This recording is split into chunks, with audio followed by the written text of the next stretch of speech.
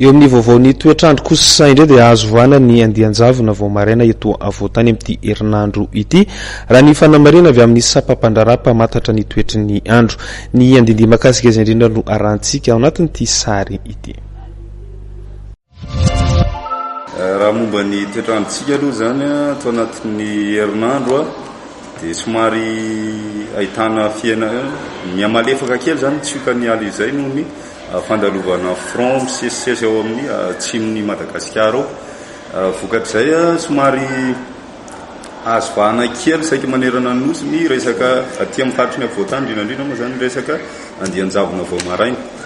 Dia ny orana malefaka mitoy eo any morontsiraky ny avaratra Atsinanana zany hoe amin'ny faritry ny Analanjorofo, Savasy aty amin'ny faritra Atsinanana.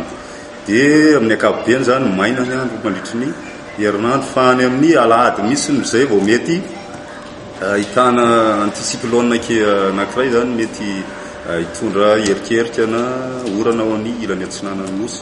Raha ny maripana zany eo anatin'izay somary ahitantsika fidinana kely zany ho an'ny rapitso ny ambony indrindra ho an'ny ilany Atsinanana nosy sy ny tapany atsimo iny zany fa aorianan'izay dia somary ahitana fiakarana tsikelikely amin'izay zany izy mandritry ny herinandro.